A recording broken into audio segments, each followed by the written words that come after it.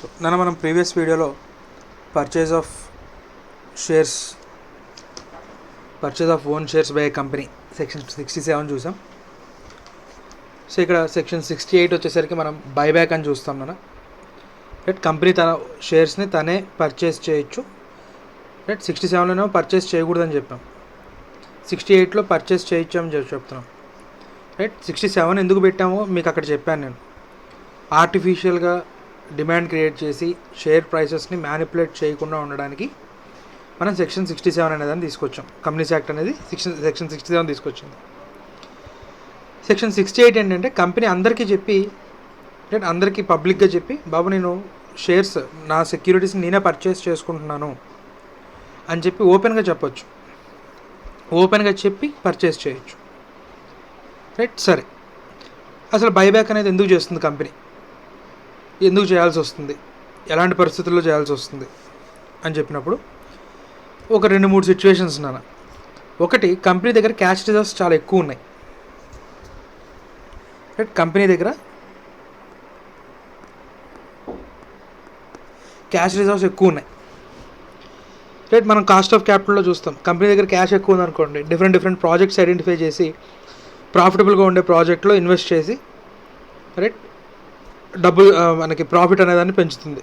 ఎందుకంటే equity free reserves ఏవైతే ఉన్నాయో, రిటైన్ ప్రాఫిట్స్ ఏవైతే ఉన్నాయో, రైట్, వాటికి కూడా నోషనల్ కాస్ట్ ఆఫ్ క్యాపిటల్ ఉంది, ఆపర్చునిటీ కాస్ట్ ఉంది, nothing but cost of equity ఏదైతే ఉందో అదే. సో మరి ఈ రిజర్వ్స్ అన్నింటినీ ఐడియల్గా అలా ఉంచితే రైట్ అనవసరంగా మన కాస్ట్ ఆఫ్ ఫండ్స్ అనేది పెరుగుతుంది. సో అందుకని ఏం చేస్తుంది, డిఫరెంట్ ప్రాజెక్ట్స్ ఐడెంటిఫై చేసి ఎక్స్పాన్షన్ లేకపోతే ఇంకో కొత్త ప్రాజెక్ట్లో ఏదైనా ఇన్వెస్ట్ చేయడం, లేకపోతే ఆ డబ్బులు తీసుకెళ్ళి పోనీ ఇన్వెస్ట్మెంట్ చేద్దాం. రైట్, ఇన్వెస్ట్మెంట్స్ షేర్స్లోనో లేకపోతే వేరే కంపెనీలోనో ఇన్వెస్ట్ చేస్తుంది. సరే, ఇన్వెస్ట్ చేద్దాం అని చెప్పి కంపెనీ మొత్తం అన్ని ఇన్వెస్ట్మెంట్ ఆపర్చునిటీస్ని ఎక్స్ప్లోర్ చేస్తే మార్కెట్లో మన కంపెనీకి మించి ప్రాఫిటబుల్ కంపెనీ ఇంకేది కనబడలా. సో మన కంపెనీ షేర్సే కొందాం అనుకుంది. రైట్, వెంటనే కంపెనీ సెక్రటరీ చెప్తున్నాడు, సార్ సెక్షన్ 67 ప్రకారం మన కంపెనీ షేర్స్ మనం కొనకూడదు అంటే. మరి కంపెనీ డైరెక్టర్స్ అంటున్నారు, మరి మన దగ్గర క్యాష్ రిజర్వ్స్ ఎక్కువ ఉన్నాయి, నేను ఇన్వెస్టర్స్కి డబ్బులు వెనక్కి ఇచ్చేద్దాం అనుకోవట్లేదు. రైట్, సో మరి ఎక్కడో చోట ఇన్వెస్ట్ చేయాలంటే మన కంపెనీ షేర్సే కొనాలి. మీరు ఏం చెప్పినా సరే సార్, సెక్షన్ 67 ప్రకారం మీరు ఎంత జస్టిఫికేషన్ చేసినా మన కంపెనీ షేర్స్ మనం కొనకూడదు, స్టాక్ ఎక్స్చేంజ్లో వెళ్ళి మనం కొనకూడదు అని చెప్తున్నారు. సరే, అప్పుడు ఇంకా మేనేజ్మెంట్ డిసైడ్ అయింది, ఓకే మన ఇన్వెస్టర్స్కి మెయిల్ చేద్దాం. సో మార్కెట్లో ప్రజెంట్ 100 రూపీస్ ట్రేడ్ అవుతుంది అనుకోండి, కంపెనీ 120 రూపీస్కి పర్చేస్ చేస్తుంది. రైట్, ఆ ప్రైస్ డిసైడ్ చేస్తారు. So nothing but market price కంటే ఎక్కువ రేట్ ఇచ్చే కంపెనీ మార్కెట్లో ఉన్న షేర్స్ని పర్చేస్ చేసేస్తుంది. రైట్, ఇన్వెస్టర్కి క్యాపిటల్ అప్రిసియేషను, అలాగే కంపెనీ దగ్గర ఉన్న రిజర్వ్స్ అన్నీ కూడా రైట్ ఎక్సెస్ రిజర్వ్స్ అన్నీ కూడా తగ్గించేసుకుంటుంది. రైట్, సో అదొక రీజన్. అయితే ఒక reason reduce reserves. 2, to avoid hostile take over. మార్కెట్లో మన కంపెనీ షేరు 40 రూపీస్ దగ్గర 50 రూపీస్ దగ్గర ట్రేడ్ అవుతుంది. మన రైవలరీ కంపెనీ ఏం చేస్తుందంటే మన కంపెనీలో షేర్స్ పర్చేస్ చేసుకుంటూ పోతూ ఉంది, మన కంపెనీలో షేర్స్ని పర్చేస్ చేసుకుంటూ పోతూ ఉంది. ఇప్పుడు అవతలవాడు కనుక కొంచెం మెజారిటీ స్టేక్ తెచ్చుకున్నా కూడా రైట్ మన కంపెనీలో డైరెక్టర్ స్టేటస్ వచ్చేస్తుంది. ఎక్కువ అవసరం లేదు, 10% షేర్ క్యాపిటల్ తెచ్చుకుంటే చాలు, కంపెనీని రకరకాలుగా ఇబ్బంది పెట్టచ్చు.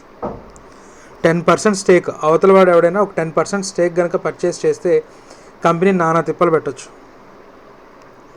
రైట్, సో అలాగా మార్కెట్లో షేర్స్ ఎక్కువ ఉంటే కదా, మార్కెట్లో షేర్ సప్లై ఎక్కువ ఉంటే అవతలవాడు కొంటున్నాడు, ఆ సప్లైని తగ్గించేస్తే,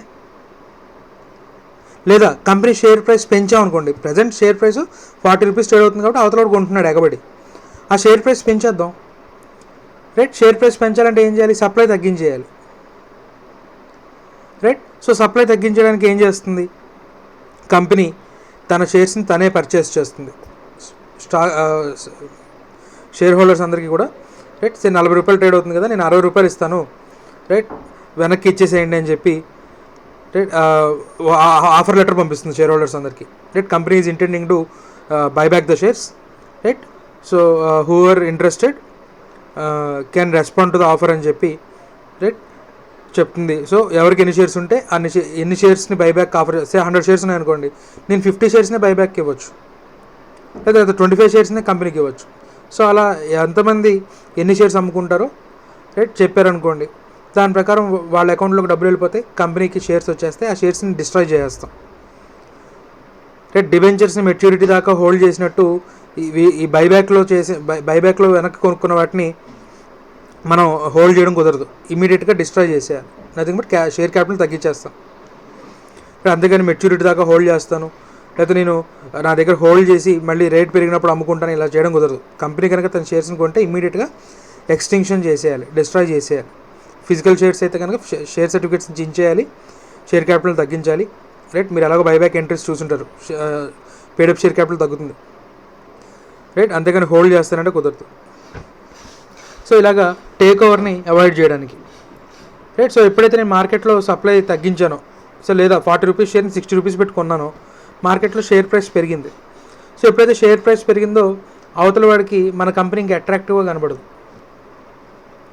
సో అలా టేక్ ఓవర్స్ని అవాయిడ్ చేయడానికి కూడా బైబ్యాక్ అనేదాన్ని మేనేజ్మెంట్ యూస్ చేస్తుంది. సరే, సో ఇది ఇష్యూ అప్పుడు కంపెనీ నుంచి షేర్ హోల్డర్స్కి వెళ్తున్నాయి, షేర్ హోల్డర్స్ నుంచి మనీ కంపెనీకి వస్తుంది. బైబ్యాక్ అప్పుడు సెక్యూరిటీస్ షేర్ హోల్డర్స్ నుంచి కంపెనీకి వస్తున్నాయి, కంపెనీ నుంచి మనీ షేర్ హోల్డర్స్కి వెళ్తుంది. రైట్, సో దీని గురించి మనం ఇప్పుడు ఇంకా మన ప్రొసీజర్లోకి వద్దాం. మన standard format: first, authorization in articles of association is required. Next, resolution.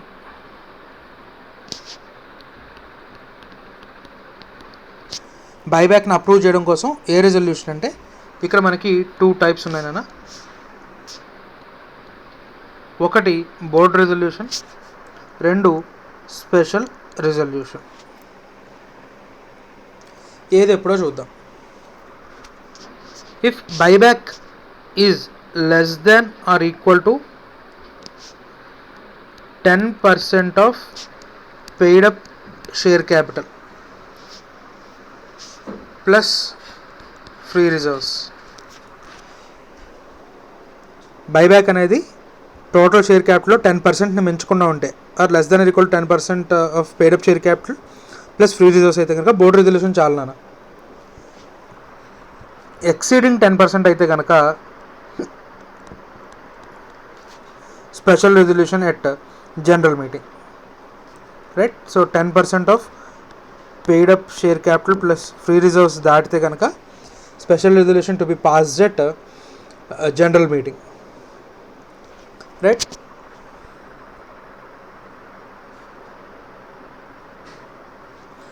So మరి ఇక్కడ స్పెషల్ రెజల్యూషన్ అంటే నథింగ్ బట్ ఎక్స్ప్లనేటరీ స్టేట్మెంట్. ఎందుకంటే స్పెషల్ బిజినెస్, బైబ్యాక్ అనేది స్పెషల్ బిజినెస్ కాబట్టి మళ్ళీ మనకి explanatory statement.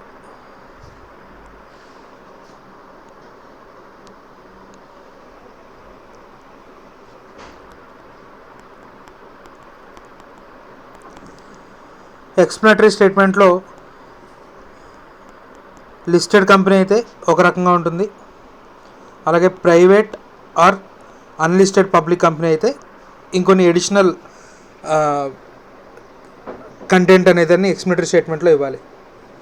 Right, so listed company అయితే కనుక ఆల్ మెటీరియల్ ఫ్యాక్ట్స్, అది కామన్, అది ఎప్పుడు కూడా all material facts.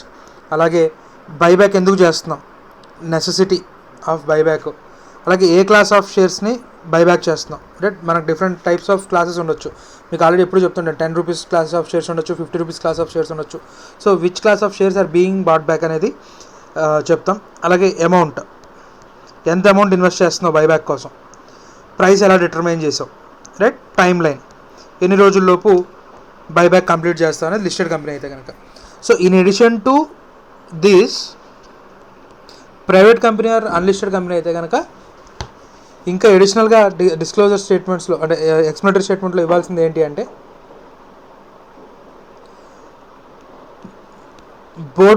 Board meeting యొక్క ప్రపోజల్. అంటే బోర్డ్ మీటింగ్ ప్రైవేట్ కంపెనీలో అయితే కనుక బోర్డ్ మీటింగ్ ఏదైతే మనకి ఏ బోర్డ్ మీటింగ్లో అయితే బైబ్యాక్ ప్రపోజల్ పెట్టారో రైట్, ఆ బోర్డ్ మీటింగ్కి సంబంధించిన అప్రూవల్ రైట్, ఆ బోర్డ్ అప్రూవల్ రైట్. అలాగే objective of buyback, class of shares right, ఇవన్నీ కూడా ఇక్కడ ఆల్రెడీ ఉన్నాయి. అలాగే ప్రైస్ ఎలా డిటర్మైన్ చేశారు రైట్. లిస్టెడ్ కంపెనీలో ప్రైస్ అయితేనా ప్రైస్ ఐడెంటిఫికేషన్కి సెబీ ఒక ఫ్రేమ్వర్క్ చెప్పింది. బైబ్యాక్కి ప్రైస్ ఎలా డిటర్మైన్ చేయాలనేది సెబీ ఒక ఫ్రేమ్వర్క్ చెప్పింది రైట్. మరి ప్రైవేట్ కంపెనీ అన్లిస్టెడ్ కంపెనీ అయితే కనుక మరి ఆ ప్రైస్ని నువ్వు ఎలా డిటర్మైన్ చేసావు అనేదానికి జస్టిఫికేషన్ ఇవ్వాలి రైట్. ప్రైస్కి బైబ్యాక్ ప్రైస్కి జస్టిఫికేషన్. అలాగే రిపోర్ట్, ఈ రిపోర్టు ఆడిటర్ బోర్డ్ ఆఫ్ డైరెక్టర్స్కి ఇవ్వాలి. ఆడిటర్ చెప్పాలి మేము ఓకే బైబ్యాక్కి సంబంధించి మేము కంపెనీకి సంబంధించిన స్టేట్ ఆఫ్ అఫైర్స్ మొత్తం కూడా చూసాము, అంటే బ్యాలెన్స్ షీట్లు ఇవన్నీ కూడా వెరిఫై చేసాము రైట్. ఆ బ్యాలెన్స్ షీట్లు not less than 6 months. Sir ఒకవేళ ఇయర్ మధ్యలో కనుక బైబ్యాక్ని ప్రపోజ్ చేసినట్లయితే మరి అప్పటికి ఆడిటెడ్ స్టేట్మెంట్స్ ఉండవు కదా అంటే unaudited statements right.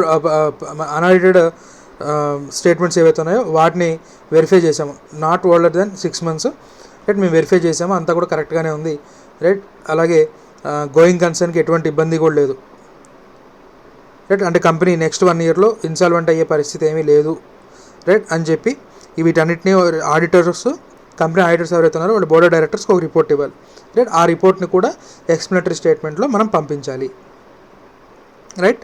So special resolution అయితే కనుక మరి స్పెషల్ బిజినెస్ కాబట్టి ఎక్స్ప్లెనేటరీ స్టేట్మెంట్, ఆ కంటెంట్స్ ఆఫ్ ఎక్స్ప్లెనేటరీ స్టేట్మెంట్స్ చూసుకోవాలి. సరే, అయితే మరి స్పెషల్ రిజల్యూషన్ దీనికి ఒక లిమిటేషన్ ఉంది.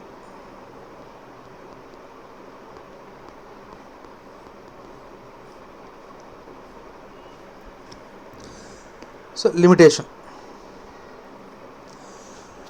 సో మోర్ దెన్ 10% అయితే కనుక స్పెషల్ రిజల్యూషన్ చాలా అన్నారు కదా. సో నేను 50%, 60% బైబ్యాక్ చేసే ఇచ్చా, 50%, 60% బైబ్యాక్ చేసే ఇచ్చా అంటే టోటల్ పెయిడ్ అప్ షేర్ క్యాపిటల్లో మనకి బైబ్యాక్ అనేది 25%కి మించకూడదు రైట్. సో టోటల్ షేర్ క్యాపిటల్లో బైబ్యాక్ అనేది less than or equal to 25% right. The buyback shall not exceed 25% of the aggregate paid up share capital plus reserves right. ఇక్కడ నేను buyback అని చెప్తున్నప్పుడు అలా అన్న 25% of paid up share capital plus reserves right. ప్రతిసారి ఇంక నేను రాయను. సో ఓవరాల్గా 25% దాటకూడదు. అలా కాకుండా ఒక ఫైనాన్షియల్ ఇయర్లో less than or equal to 25% of బైబ్యాకే జరగాలి రైట్. ఓవరాల్ లిమిట్ 25%, అలాగే ఒక ఫైనాన్షియల్ ఇయర్లో 25% of paid up share capital reserves. So అంటే ఇక్కడ దీని అర్థం ఏంటంటే ఆల్రెడీ బోర్డ్ రెజల్యూషన్ ద్వారా నువ్వు ఒక 10% బైబ్యాక్ చేసావు రైట్. అదే ఫైనాన్షియల్ ఇయర్ ఇంకొక 15% చేయొచ్చా అంటే మళ్ళీ అలా కూడా చేయకూడదు, ఎందుకంటే ఒక బైబ్యాక్ కంప్లీట్ అయిపోయిన తర్వాత మళ్ళీ 1 year వరకు ఇంకో బైబ్యాక్ లేదు రైట్. లిమిటేషన్స్లో అదొక లిమిటేషన్ ఉంటుంది. సరే, ఓవరాల్గా 25% దాటకూడదు బైబ్యాక్ అనేది రైట్. అలాగే ఒక ఫైనాన్షియల్ ఇయర్లో 25% దాటకూడదు రైట్. అలాగే ఇంకొక లిమిటేషన్ ఏంటంటే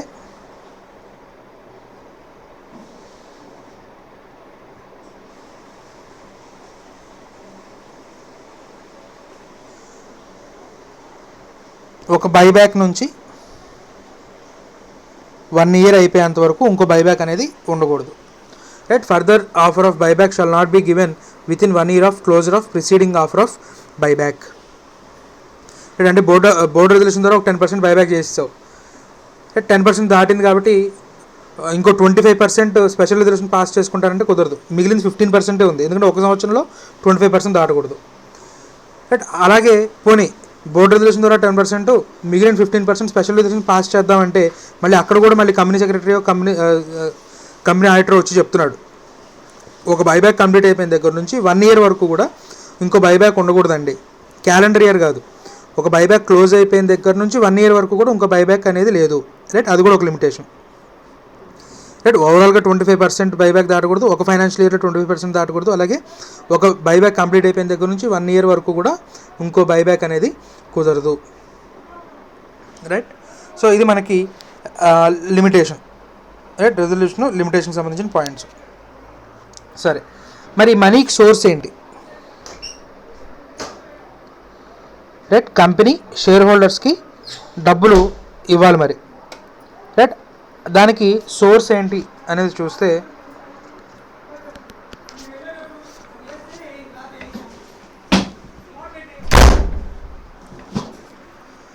సోర్స్ కనుక చూస్తే free reserves, right, security premium, అలాగే ప్రొసీడ్స్ ఆఫ్ ఫ్రెష్ ఇష్యూ,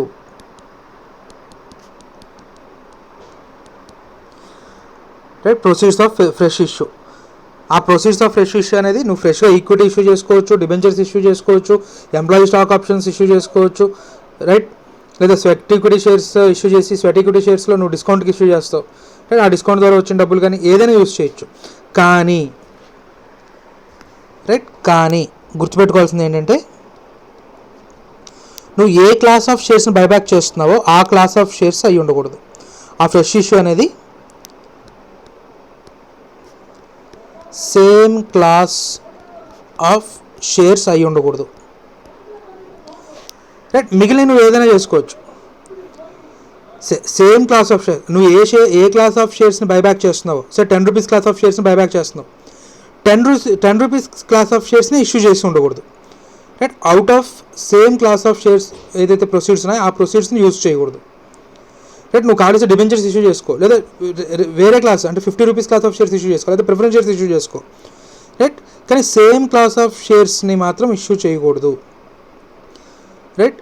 అంటే సేమ్ క్లాస్ ఆఫ్ షేర్స్ని ఇష్యూ చేయగా వచ్చిన డబ్బులు మాత్రం యూజ్ చేయకూడదు, రైట్. అలాగే సేమ్ క్లాస్ ఆఫ్ షేర్స్ని మళ్ళీ 6 months వరకు ఇష్యూ చేయకూడదు. నువ్వు ఏ షేర్స్ని అయితే బైబ్యాక్ చేస్తున్నావో నో ఫర్దర్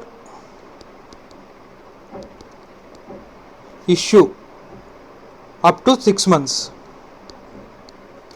నువ్వు ఏ షేర్స్ని అయితే బైబ్యాక్ కంప్లీట్ చేసావో ఆ క్లాస్ ఆఫ్ షేర్స్ని మళ్ళీ 6 months వరకు ఇష్యూ చేయడానికి లేదు, దాన్ని కూలింగ్ పీరియడ్ అంటాం.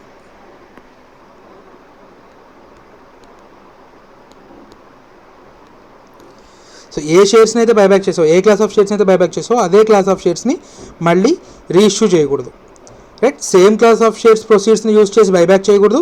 అలాగే నువ్వు ఏ క్లాస్ ఆఫ్ షేర్స్ని బైబ్యాక్ చేసావో అదే క్లాస్ ఆఫ్ షేర్స్ని మళ్ళీ 6 months వరకు కూడా ఇష్యూ చేయకూడదు. దీనికి ఎక్సెప్షన్ ఉంది నాన్న, దీనికి ఎక్సెప్షన్ ఉంది.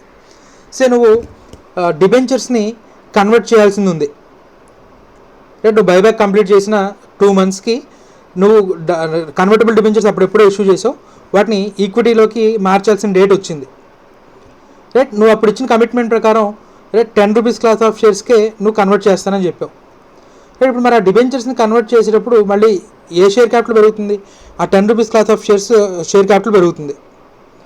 అప్పుడు నువ్వు చెప్తున్నావు సేమ్ క్లాస్ ఆఫ్ షేర్స్ పెరగకూడదు అన్నారండి 6 months వరకు, సో నేను ప్రజెంట్ ఇప్పుడు మీ డిబెంచర్స్ని నేను కన్వర్ట్ చేయలేను అని చెప్పడం కుదరదు, రైట్. ఇది నువ్వు ఆల్రెడీ కమిట్మెంట్ ఇచ్చేసి ఉన్నావు కాబట్టి అలాంటి కన్వర్షన్ ఏమైనా ఉంటే నువ్వు చేసుకోవచ్చు, రైట్. సో అలాగా ఏదైనా కన్వర్షన్ ఉంటే కనుక అంటే డెట్ నుంచి ఈక్విటీ కన్వర్షన్ ఏదైతే ఉందో అది, లేదా బోనస్ షేర్స్ ఇష్యూ చేసుకోవచ్చు. ఫ్రీ షేర్సేగా, సో సేమ్ క్లాస్ ఆఫ్ షేర్స్ని నువ్వు బోనస్ షేర్స్ని ఇష్యూ చేసుకోవచ్చు, రైట్. సో నెక్స్ట్ వచ్చేసరికి నాన్న ఇక్కడ ఎవరైతే కంపెనీకి అప్పు ఇచ్చారో వాళ్ళు డెఫినెట్గా అపోజ్ చేస్తారు. నీకు అంతగా డబ్బు ఉంటే మా అప్పులు తీర్చేయి, మీరు సర్దుకొని వెళ్ళిపోతారు ఏంటని అడుగుతారు. సో జనరల్గా చూడండి, అవుట్ సైడర్స్ లయబిలిటీస్ తీర్చిన తర్వాత ఈక్విటీ షేర్ హోల్డర్స్కి డబ్బులు వెనక్కి ఇవ్వాలి. కానీ అలా కాకుండా ఏం చేస్తున్నారు ఇక్కడ, ఇంకా లోన్లు అలాగే ఉన్నాయి కానీ ఈక్విటీ రీపే చేసేస్తున్నారంట. మొత్తం లోన్లు ఇచ్చిన వాళ్ళందరూ గొడవ పెట్టేస్తారు. సో కంపెనీ వాళ్ళందరికీ ధీమా కల్పించాలి. సో చెప్తుంది, అరే బాబు మేమేమి సర్దుకొని వెళ్ళిపోవట్లేదు, బోర్డు తిప్పేయట్లేదు, వీఆర్ గోయింగ్ కన్సర్న్, మీ అప్పులన్నీ కూడా మేము అవుట్ ఆఫ్ ప్రాఫిట్స్ తీరుస్తాం, రైట్. సో మీరు అందరూ మా కంపెనీకి లోన్లు ఎందుకు ఇచ్చారు? డెట్ సర్వీస్ కవరేజ్ రేషియో బాగుందని ఇచ్చారు, రైట్. ఏవైతే ప్రాఫిట్ వస్తుందో ఆ ప్రాఫిట్ మీ ఇంట్రెస్ట్ ప్రిన్సిపల్ పే చేయడానికి సరిపోతుంది అని ఆ క్యాలిక్యులేషన్స్ అవన్నీ వేసుకున్న తర్వాత మాకు లోన్లు ఇచ్చారు. అంతేగాని ఈక్విటీ షేర్ హోల్డర్స్ నుంచి డబ్బులు తీసుకొచ్చి ఆ డబ్బుల్ని మీ లోన్లు తీరుస్తున్నామని ఇవ్వట్లేదు కదా. మా ఈక్విటీని చూసారు, ఓకే, డెట్ ఈక్విటీ రేషియోని చూసి ఇచ్చారు. అలాంటి డెట్ ఈక్విటీ రేషియో ఒక్కటే చూసేవలేదు కదా, డెట్ సర్వీస్ కవరేజ్ రేషియో చూసే ఇచ్చారు నాకు. So det service coverage ratio అంటే నథింగ్ బట్ నా ప్రాఫిట్. సో మీ లోన్లు అన్నింటినీ కూడా నేను అవుట్ ఆఫ్ ప్రాఫిట్స్ తీరుస్తాను, మేమేమి ఇప్పుడు లిక్విడేషన్లోకి పోవట్లే.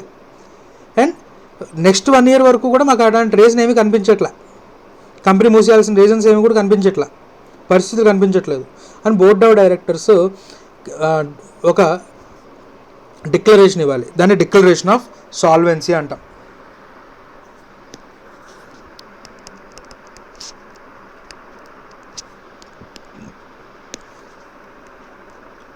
Declaration of solvency by board of directors. అంటే కంపెనీ నెక్స్ట్ అంటే గోయింగ్ కన్సర్న్గానే ఉంటుంది, నెక్స్ట్ 1 yearలో కంపెనీని ఏం మూసేయట్లేదు, రైట్. నెక్స్ట్ 1 yearలో కంపెనీ ఏమి మూసేయట్లేదు అని చెప్పి, రైట్, ఒక డిక్లరేషన్ ఇవ్వాలి, రైట్. అలాగే మనం డెట్ ఈక్విటీ రేషియో 1:2 కంటే పడిపోకూడదు నాన్న, రైట్. ప్రతి 2 rupees డెట్కి అట్లీస్ట్ 1 rupee ఈక్విటీ అనేది, ఈక్విటీ ఫండ్స్ అనేవి ఉండాలి, రైట్. అందుకంటే డిటీరేట్ అవ్వకూడదు debt equity ratio. After completion of buyback debt equity ratio 1:2కి పడిపోకూడదు, ఎందుకంటే తక్కువకి పడిపోకూడదు, రైట్. ప్రతి 2 rupees డెట్కి అట్లీస్ట్ 1 rupee ఈక్విటీ ఉండాలి. కొన్ని క్లాసెస్ ఆఫ్ షేర్స్కి సెంట్రల్ గవర్నమెంట్ ఇంకా ఎక్కువ రేషియోని పెట్టచ్చు, అంటే 1:3, 1:2.5 ఇలాంటివి కూడా పెట్టచ్చు, రైట్. కానీ ప్రజెంట్ మాత్రం అలాంటి క్లాస్ ఆఫ్ షేర్స్ని ఏం సెంట్రల్ గవర్నమెంట్ ఏం నోటిఫై చేయలేదు, రైట్. కాబట్టి 1:2 అనేది తీసుకోవచ్చు, రైట్. అలాగే ఏ షేర్స్ని అయితే బైబ్యాక్ చేస్తున్నామో ఆ షేర్స్ ఫుల్లీ పెయిడప్ అయి ఉండాలి. ఫుల్లీ పెయిడప్ షేర్స్ అయి ఉండాలి. ఏ షేర్స్ని అయితే బైబ్యాక్ చేస్తున్నామో ఆ షేర్స్ ఫుల్లీ పెయిడప్ షేర్స్ అయి ఉండాలి, రైట్. అలాగే ఏ షేర్స్ని అయితే బైబ్యాక్ చేసామో అవి ఫిజికల్ షేర్స్ అయితే కనుక చింపేయాలి, రైట్. ఆ షేర్ సర్టిఫికేట్స్ అనేవి తగలబెట్టేయాలి. సో అసలు ముందు బైబ్యాక్ 1 year లోపు కంప్లీట్ అయిపోవాలి. రెజల్యూషన్ పాస్ అయిపోయినా 1 year లోపు బైబ్యాక్ కంప్లీట్ అయిపోవాలి. బైబ్యాక్ కంప్లీట్ అయిపోయిన తర్వాత మనకి ఫిజికల్ షేర్స్ అయ్యి ఉంటే కనుక ఆ షేర్ సర్టిఫికేట్స్ వెనక్కి వస్తే వాటిని ఎక్స్టింక్షన్ చేసేయాలి, రైట్. చింపేయాలి, తగలబెట్టేయాలి, రైట్. అలాగే ఒకవేళ డీమ్యాట్ అనుకోండి, డీమ్యాట్లో క్యాన్సిల్ చేసేస్తాం, రైట్. ఏవైతే షేర్స్ని ఇంతకుముందు ఓపెన్ షేర్స్ 10 lakh షేర్స్ ఉన్నాయనుకోండి, బైబ్యాక్ 2 lakh షేర్స్ చేసామనుకోండి, రైట్. ఓవరాల్గా 2 lakh షేర్స్ని తగ్గించేస్తాం డీమ్యాట్ నుంచి, రైట్. సో షేర్స్ని ఎక్స్టింక్షన్ చేయాలి, రైట్. అలాగే ఎవరెవరి దగ్గర నుంచి పర్చేస్ చేసాము, ఎన్ని పర్చేస్ చేసాము, ఎవరెవరికి ఎంత అమౌంట్ ఇచ్చేసాము, ఏ రోజున షేర్ సర్టిఫికెట్లు చించేసాము, రైట్. ఇవన్నింటిని పర్టికులర్స్ మెయింటైన్ చేస్తూ రిజిస్టర్ ఆఫ్ బైబ్యాక్ మెయింటైన్ చేయాలి, రైట్. సో లిస్టెడ్ కంపెనీ అయితే సెబీ రూల్స్ ఫాలో అవ్వాలి, అన్లిస్టెడ్ కంపెనీ అయితే సెంట్రల్ గవర్నమెంట్ రూల్స్ ఫాలో అవ్వాలి, రైట్. బైబ్యాక్ కంప్లీట్ అయిపోయిన తర్వాత రిటర్న్ ఆఫ్ బైబ్యాక్ 30 days లోపు, అంటే బైబ్యాక్ కంప్లీట్ అయిపోయిన 30 days లోపు రిటర్న్ ఆఫ్ బైబ్యాక్ ఫైల్ చేయాలి. లిస్టెడ్ కంపెనీ అయితే ఆర్ఓసీతో, ఎస్బీఐతో, సెబీతో రెండింటితో ఫైల్ చేయాలి. అన్లిస్టెడ్ కంపెనీ అయితే కనుక ఓన్లీ ఆర్ఓసీతో ఫైల్ చేస్తే సరిపోతుంది, రైట్. ఇది మనకి బైబ్యాక్ నాన్న. సో బైబ్యాక్లో ఓవరాల్గా మీరు గుర్తుపెట్టుకోవాల్సింది సోర్స్, ఫ్రెష్ ఇష్యూలో ఒక ఇంపార్టెంట్ పాయింట్, ఏ క్లాస్ ఆఫ్ షేర్స్ని అయితే బైబ్యాక్ చేస్తున్నావో అదే క్లాస్ ఆఫ్ షేర్స్ ఇష్యూ చేయడం ద్వారా ఏదైనా మనీ ఆల్రెడీ మన దగ్గర ఉన్నట్లయితే ఆ మనీని యూటిలైజ్ చేయకూడదు బైబ్యాక్కి, రైట్. రిమైనింగ్ క్లాస్ ఆఫ్ షేర్స్ని నువ్వు ఇష్యూ చేసుకుని ఉండొచ్చు. అలాగే ఏ షేర్స్ని అయితే బైబ్యాక్ చేసావో అదే షేర్స్ని మళ్ళీ 6 months వరకు ఇష్యూ చేయకూడదు, రైట్. దాన్నే కూలింగ్ పీరియడ్ అంటాము. ఆ 6 monthsలోకి ఇష్యూ చేయకూడదు అనే దానికి 2 exceptions, డిబెంచర్స్ని కానీ లోన్స్ కానీ ఈక్విటీలో కన్వర్ట్ చేద్దాం అనుకుంటే అది కానీ, రైట్. అలాగే బోనస్ షేర్స్ని ఇష్యూ చేస్తుంటే అది కానీ, right. Within 6 months of completion of buyback అలా ఆ రెండింటికి అప్లై కాదు, రైట్. కూలింగ్ పీరియడ్ అనేది ఆ 2 కేసెస్కి అప్లై కాదు, రైట్. సో అలాగే రెజల్యూషన్స్ వచ్చేసరికి మనకి 10% లోపు అయితే కనుక, 10% of paid-up share capital plus fees లోపు అయితే కనుక బోర్డు రెజల్యూషన్ చాలు. ఒక 10% దాడుతుంటే కనుక స్పెషల్ రెజల్యూషన్ కావాలి. అలా అని స్పెషల్ రెజల్యూషన్ పాస్ చేసుకోవచ్చు కదా అని 100%, 50%, 70% బైబ్యాక్ చేస్తానంటే కుదరదు. ఓవరాల్గా ఇప్పటిదాకా కంపెనీ మనకి లాస్ట్ ఆడిటెడ్ ఫైనాన్షియల్ స్టేట్మెంట్స్ ప్రకారం ఏదైతే పేడప్ షేర్ క్యాపిటల్ ఏదైతే ఉందో దాంట్లో 25%కి మించకూడదు. ఓవరాల్గా 25%కి మించకూడదు బైబ్యాక్. రైట్. అలాగే ఒక ఫైనాన్షియల్ ఇయర్లో 25%ని మించకూడదు. అలాగే ఒక బైబ్యాక్కి కంప్లీట్ అయిపోయిన దగ్గర నుంచి ఇంకో బైబ్యాక్ వెళ్ళాలి అంటే కనుక అట్లీస్ట్ 1 year కంప్లీట్ అయి ఉండాలి. రైట్. సో బైబ్యాక్ కంప్లీట్ అయిన 7 days లోపు షేర్స్ని ఎక్స్టెన్షన్ చేసేయాలి, అంటే చించేయాలి, షేర్ సర్టిఫికేట్స్ని చించేయాలి. లేదా డీమ్యాట్ అయి ఉంటే కనుక ఆ డీమ్యాట్లో షేర్స్ని క్యాన్సిల్ చేసేయాలి. రైట్. డెట్ ఈక్విటీ రేషియో 1:2 కొన్ని క్లాస్ ఆఫ్ కంపెనీస్కి అంతకంటే ఎక్కువ కూడా పెట్టవచ్చు. రైట్. ఇది మనకి బైబ్యాక్ నాన్న.